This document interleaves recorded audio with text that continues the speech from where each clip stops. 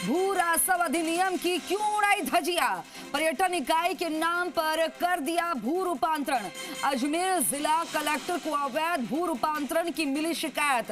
पुष्कर सरोवर के catchment area और डूब क्षेत्र में हुए जमकर भू रूपांतरण और पट्टे को निरस्त करने की मांग। पुष्कर में वामदेव रोड पर स्थित खसरा संख्या 1472 और अन्य खसरों का एडीए ने नियम विरुद्ध कर दिया था भू रूपांतरण। उक्त खसरे जल भराव क्षेत्र और कैचमेंट एरिया से थे प्रभावित। सरोवर के कैचमेंट एरिया और जल भराव क्षेत्र में भू रूपांतरण पर है प्रतिबंध होने के बावजूद एडीए ने भू रूपांतरण कर जारी किया पट्टा। ऐसे में एडीए के जिम्मेदार अफसरों पर लगे गंभीर आरोप। एडीए के अफसरों की कार्यशैली पर उठे सवाल। शिकायतकर्ता ने जिला कलेक्टर से की कार्रवाई की मांग। बड़ी खबर इस वक्त की आप देख रहे हैं जी राजस्थान पर। आपको बता दें कि बड़े सवालों के साथ ये जिम्मेदारों से सवाल, कार्रवाई क्यों नहीं हो रही ये भी सवाल। अजमेर विकास प्राधिकरण का ये कैसा खेल? भू राजस्व अधिनियम की क्यों उड़ाई गई धजिया? पर्यटन इकाई के नाम पर कर दिया भू रूपांतरण। अजमेर जिला कलेक्टर को अवैध भू रूपांतरण की मिली शिकायत।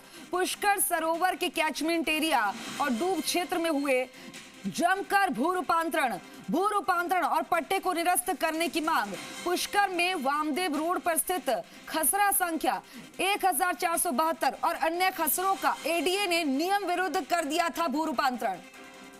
विक्रम खींची मेरे सहयोगी ज्यादा जानकारी के साथ फोन लाइन पर बन गए। विक्रम, ये पूरा खेल क्या है?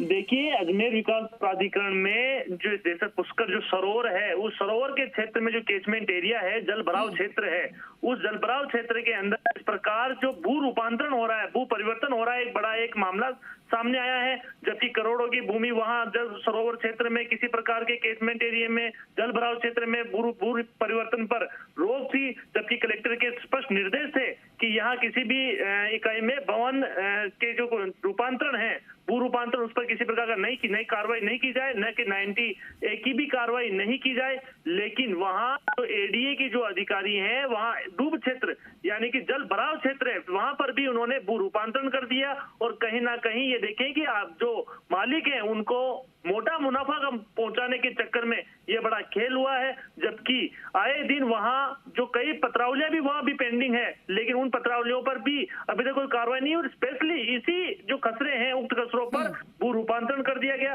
जबकि एडीए के अफसरों पर अब सवाल उठ रहे हैं और जिला कलेक्टर को शिकायतकर्ता ने कार्रवाई की मांग की और उन्होंने अवगत करवाया जिला कलेक्टर से। कार्रवाई के लिए बताया गया कि इनके जो भू रूपांतरण है वो निरस्त हो, जो पट्टे जारी किए गए वो भी निरस्त हो। और जब इस पूरे उक्त मामले पर जब यूडीए के एडीए के अधिकारियों से, आयुक्त से जब जानकारी चाहिए तो सवालों के जवाब नहीं मिले। और वहीं जो उनके जो मीडिया प्रभारी डीसी से भी हमने ये जानकारी चाहिए तो उन्होंने भी केवल टालमटोल करते हुए कि अभी मैं मीटिंग में हूं, इसके जवाब हम देते हैं। ऐसी कोई प्रक्रियाओं को ये इस प्रकार जो अंजाम जो दे रहे हैं, कहीं ना कहीं बड़े सवाल है। और जो भू रूपांतरणों के नाम पर, जो पर्यटन इकाई के नाम पर जो खेल रचा जा रहा है अजमेर विकास प्राधिकरण में, इस मामले में बड़ी गंभीरता से अभी तक कोई एक्शन नहीं हो पाया है। जी तो एक्शन लेने से क्यों बच रहे हैं? ना जवाब दे पा रहे हैं, ना एक्शन ले रहे हैं, क्यों?